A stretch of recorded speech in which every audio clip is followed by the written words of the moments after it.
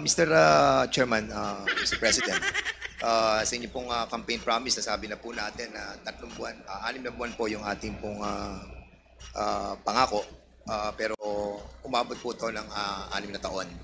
At dito po sa 6 na taon na to ay naganap ito pong mga allegation of the extrajudicial killing. Sa isang press con po na napanood ko po ay nabanggit niyo po yung reward system na binabanggit nyo po yung 3 milyon para po dun sa eradication ng drug lords.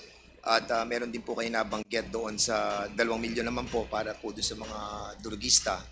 At meron din po kayong binanggit doon na second echelon na almost 1 million. Ito po ba ay totoo, Mr. President? Correct. I was fighting the drug war. Doon sa mga manufacturers, sinasabi ko talaga patayin ninyo. Patayin ninyo. Huwag na ninyong, basta maabot na ninyo dyan sa factory na nagluluto ng Cebu, patayin ninyo. Yan ang utos ko.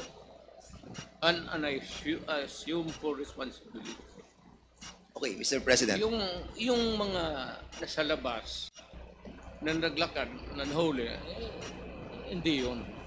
At yung actual nasa factory, sabi ko, ubusin nyo lahat. Lalo na yung mga aliens. And this happened in my city And in other cities in the Philippines. and you take full responsibility for this, Mr. President. I will go to prison for that, Mr. Sir. At yun po ay in terms of policy, yun po yung inyong sinasabi. Ito po yung polisiya ng ating gobyerno, and that's the reason why ito po yung inyong pinaninindigan. Correct, Mr. President? Isahin ko na lang, and I will not repeat it. I did it as a matter of principle to protect my country. That is the long and short of it. Kung anong tanong man ninyo. Mr. Chairman, recently lang po, si PNP Chief Marbil ay meron po siyang interview dito po sa, can you kindly show yung GMA News Online number 12? At sinabi po ni PNP Chief Marbil that based on the official PNP data from July 2016 to June 2022, Marbil said that 1,286 officers were affected in the line of duty, with 312 killed and 974 wounded. And at the same time, sabi niya po, Mr. President, Mr. Chairman, that these police officers carried out their responsibilities with dedication and often faced considerable risk to ensure public safety. Many officers endured not only physical harm, but also found themselves entangled in legal and administrative challenges. 214, Mr. President, na mga officers ng PNP faced 352 criminal cases during this period. And according to him, that while the promise of support was made, many officers continued to face consequences largely on their own. Dinagdag pa po niya, Mr. President and Mr. Chairman, that 195 officers were dismissed over the period of 6 years.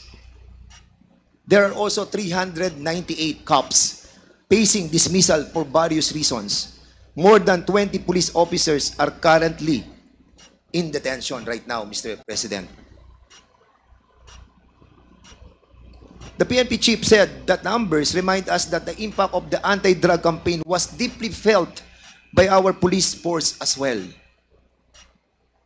He noted that even as former President Duterte publicly committed to supporting those enforcing the campaign, he said there is no official record that these commitments were fully realized. I was not asked even for a minute So, to Mr. tumulong and for what a particular purpose. Then I will now make this promise. I will start a fund sa protection ng mga pulis, I'm putting up 1 million. Paghahanap ako, meron akong 1 million. Hindi ako kung meron million lang, magbubula ako, sabihin ko wala. Mr. Chairman. I'll start. Yeah. But I'll raise a fund para tulungan yung mga pulis. Mr. President. And I will personally appear in court.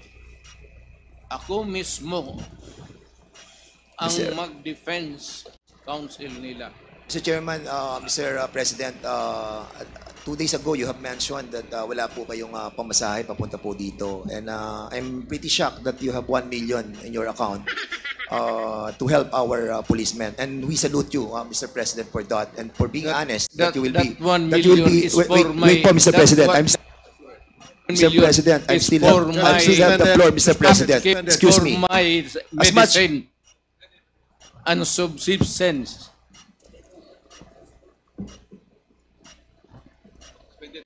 No, suspended tayo, suspended.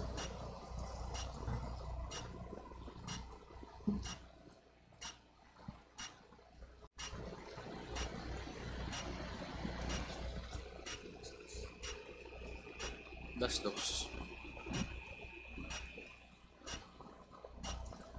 Hearing resumed. Again, let me remind everybody to please calm down. Let the person talking finish his sentence first before you interject. Okay? Yun lamang po ang aking paalala sa lahat. Mr. President, Mr. Chairman, yung pong 1 million na ipagkakalob po ninyo will go a long way. And we are very thankful because marami pong mga officers po natin, mga kapulisan po natin na natanggal na po. 100, as a matter of fact, to be exact with that, Mr. Chairman, 195 officers na po itong na-dismiss. Nasira po ang kanilang buhay, nawalan po sila ng trabaho, they were humiliated, their dignity was lost. And Mr. Chairman, Mr. President, that 1 million will go a long way. I will hand to you the 1 million. Point of order, Mr. Chairman. Before this. Point of order, Mr. Chairman. What is the rule that was violated? What is the point of order of Congressman Paduano? The former president is speaking without the recognition of the chairman. And please, Mr. President, former president, you know the rules. It was read by Chairman Acop. And being a former congressman, you know the internal rules. Let the members of this committee finish the question before answering. That's my first point of order, Mr. Chairman. And I hope the former president understand Nakalimutan the rules. ko na yun. Yung rules na yun. Oh, now, I now want you. Hindi Pinapaalala ko po. I'm not. Now again, Mr. Chairman. Chairman, Hearing suspended. the former president is Hearing speaking. suspended. Hearing is resumed. Before I allow everybody to speak, please be reminded, mga kasama, mga resource persons, to always address the chairperson when you want to speak and wait for the chair to recognize you. Para ho maganda yung communication, yung palitan po ng ating komunikasyon. Mahirap po kasi na nag-uunahan tayo magsalita, dadating po sa punto, nagtataasan na ho tayo ng boses, ayaw naman po nating mangyari yan because napaka-maselan at napaka-importante nitong ating pinag-uusapan. I do request from our resource person to please address the chair first before we speak. And the same as well to the members. No, please, address the chair. Let me be the traffic enforcer here para malinaw at maayos ang ating hearing sa ngayong umaga. So I hope that I made myself clear and I'd like to ask Congressman Paduano to please proceed. Mr. Chairman, just a short manifestation lang po. Kasi po, before we start the interpellation, malinaw po na it was discussed to all resource persons and even to the members, the rules in this committee. And the former president is keep on violating that rules. Sabi ko na nga, he was then a former congressman and he knows the rules. Please respect this committee, Mr. President. And please, once again, that was my first point order and I hope it will not happen again. Please wait for the recognition of the chairman before you speak. Thank you, Mr. Chairman. Thank you, Congressman Paduano. Your manifestation Mr. is noted. Chairman. Now we will now proceed with Congressman Dan Yes. Fernandez. Mr. Chairman. Wait for the chair to recognize you first, please. I'm sorry, Mr. Chairman. Ulitin Sige po. po, Okay, okay. please wait for the chair to recognize you before you speak. Now you are recognized, Congressman Dan Thank you, Fernandez. Mr. Chairman. Mr. Chairman, ang nabanggit po dito ay 195 officers were dismissed over the 6-year period. Ang tanong ko po, Mr. President, bakit ngayon nyo lang po ipagkakaloob yung 1 million samantalang na-dismiss na po ito pong 195 officers? I do not have the records. Sir, Wala po kayo. hindi ako Polcom. So, hindi ko alam yan. But being the former president, sir, you have this I know that capacity. some policemen were dismissed. Because it was promised by you that you will, sabi niyo po ay sagot niyo silang lahat. But unfortunately, ito po nga po, nakita po natin, nagre-react na po ang PNP. And ang feeling po nila ay they were left alone, Well, Mr. President. if you're citing the records, then I would admit it. Na yun, totoo yan. Yes, I agree with that. Walang problema. Sinabi mo eh. Hindi, I agree with that, Mr. President. But my question is, bakit po natin silang napabayaang katulad po nito? Sagot niyo po sila. Pero 195 man na-dismissed, 398 cops facing dismissal, 1,286 dead, at yung iba po ay wounded. Were we able to help them, Mr. President? Well, alam mo, sir, if you work for a government, there are rules to be followed. It is not just because you are a policeman that you're always correct. It is not safe to say that you are a mayor that you are always correct, that you rule the city by your own. Maraming nagkakamali, and there must be a reason for their dismissal. There cannot be a dismissal without a lawful ground. Kung napaalis yan, sir, meron talagang kasalanan. Hindi mo pwedeng basta i-dismiss mo lang yung pulit. But Mr. President, you Pero ako, pro-police talaga ako. Yes. Pinoprotektahan ko talaga ang police. I understand, Mr. President. But you made the promise, Mr. President, that sagot nyo sila.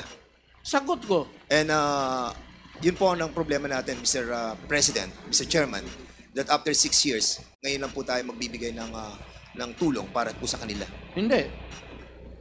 The record will show, Mr. President. Hindi mo, yan ang record. Hindi, walang record ng bigas, pati pera, No, Mr. President. binigay ko What sa I'm trying to pamilya say, nila. the record will show that wala pong tulong natanggap ang lahat ng ito. Hindi po ako nagsasalita nito, Mr. President. Ang nagsasalita po nito ay si Chief PNP Marbil.